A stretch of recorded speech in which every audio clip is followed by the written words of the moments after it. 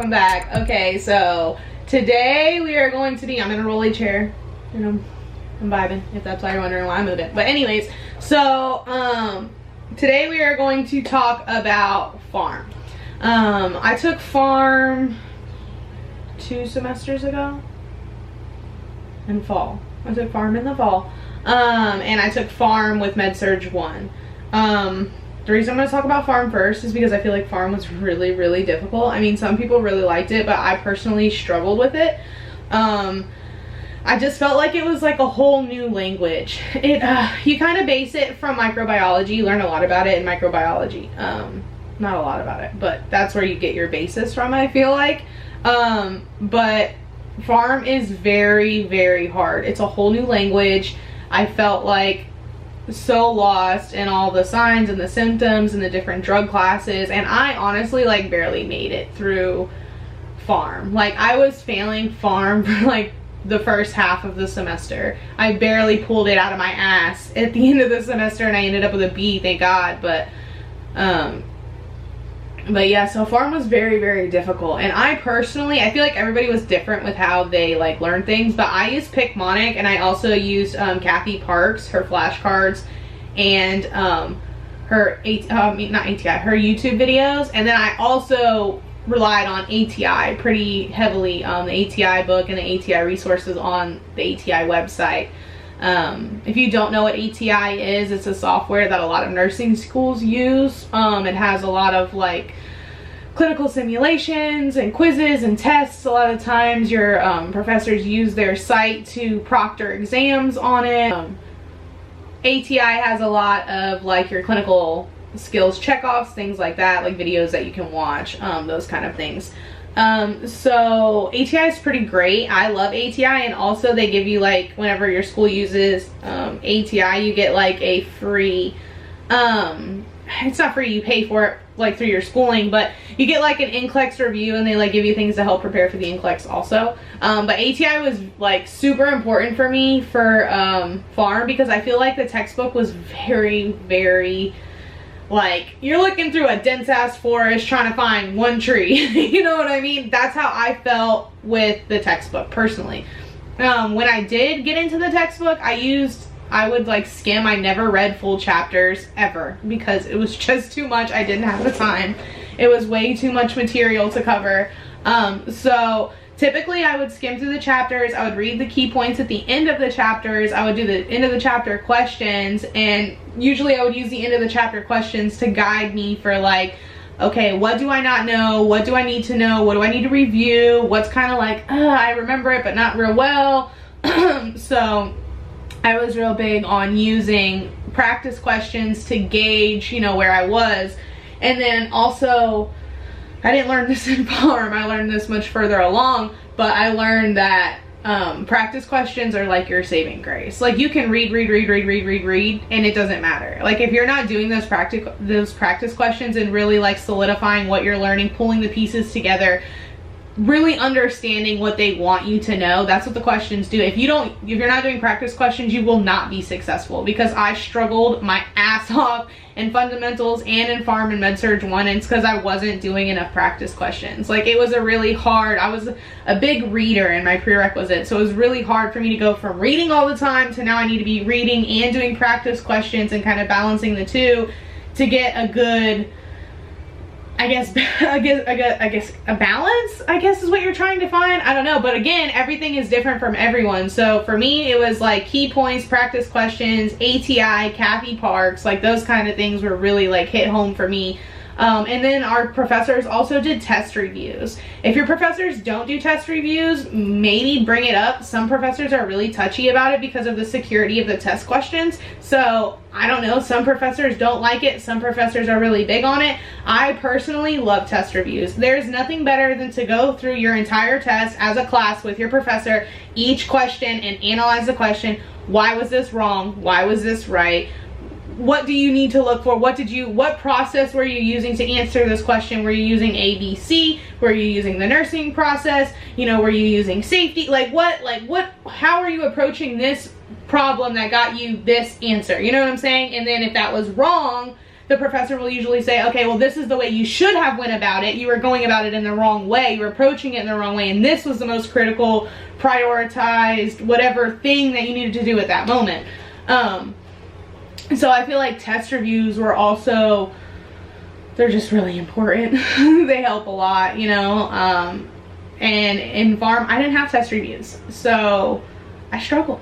I struggled big time. Pharm was a really, really hard class. Honestly, I don't even really like making this video because I struggled so much in pharm. I don't feel like my pharm got strong until, I want to say, Med-Surg 2, because Professor Sagan, you have to know your pharm.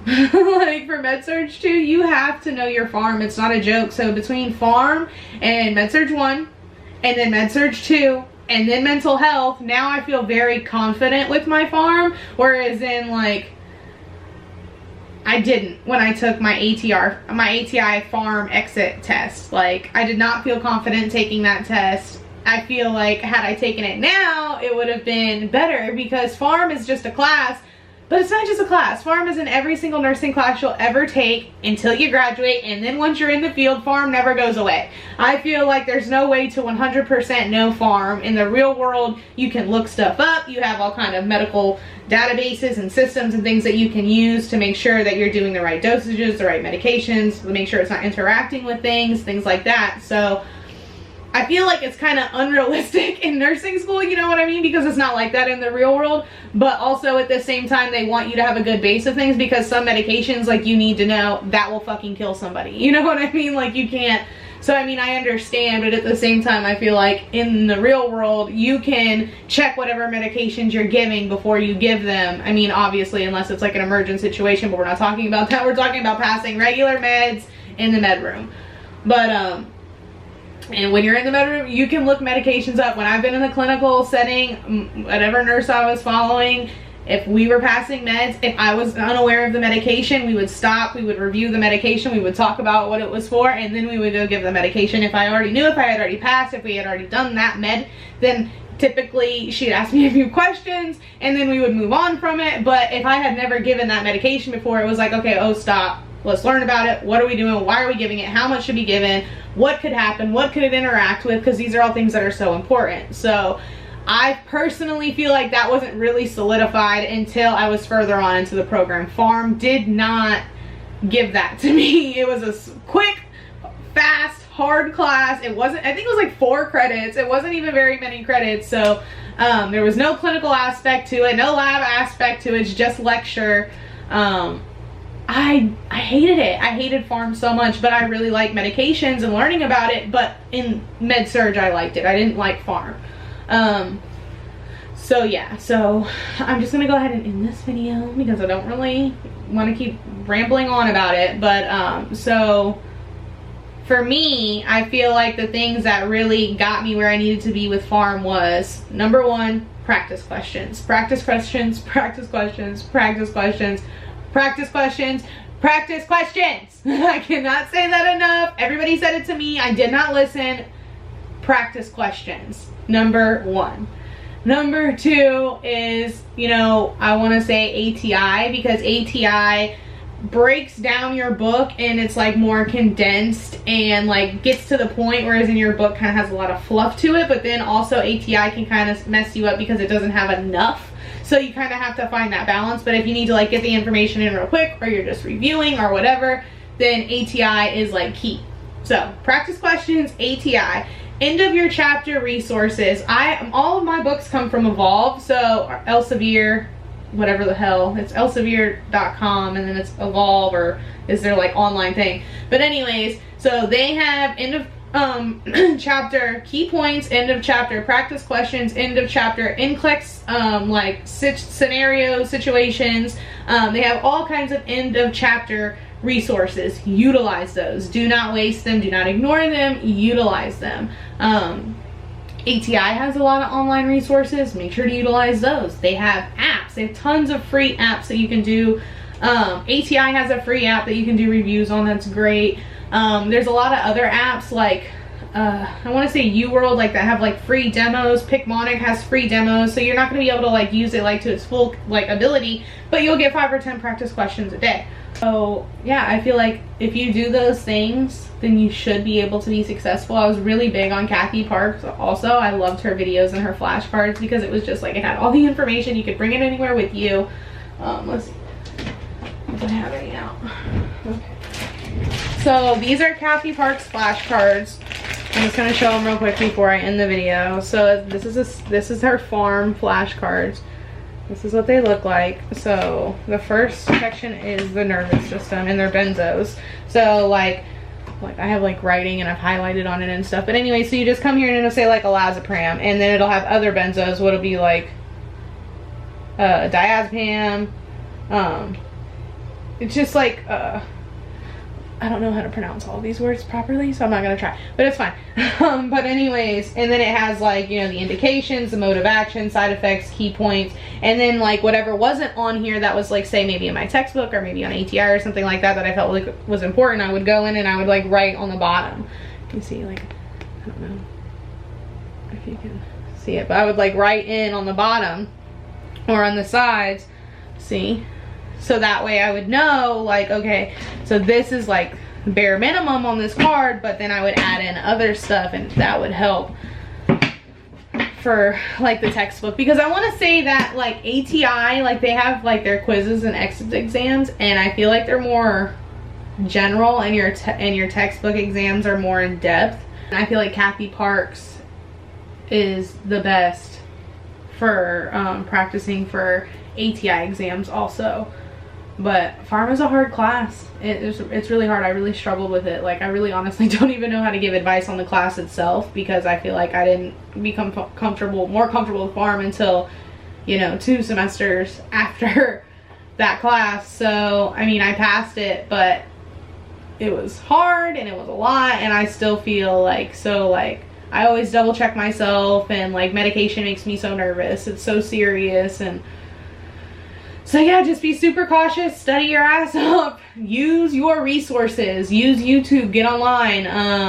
Who is like registerednursRN.com, she's freaking amazing. Kathy Park, she's freaking amazing.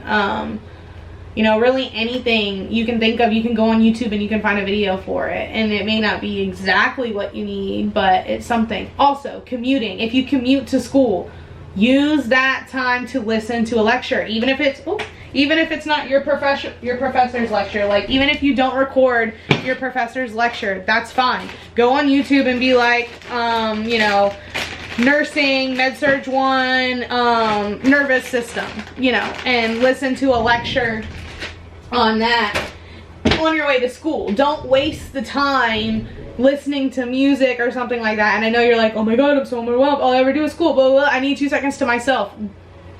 Use that time, because even if you don't fully listen to it, you're gonna get something just from hearing that going on in the background. So I feel like it's really important to make sure that you're constantly every day hearing a little tiny bit of that information, because if you're trying to like learn everything all at once, it's gonna kill you. The best way to learn is repetition. You gotta slowly get the information in, do a little bit every single day, so that way when it does come time for these tests, it's not like, oh my god, I have a million chapters and I'm overwhelmed and I don't know what to do. If you slowly chip away at it every single day, then it doesn't become this huge mountain that you have to climb, you know. So that's just from personal experience. Pharm was really difficult. I did not like that class, but I did pass and I did make it through.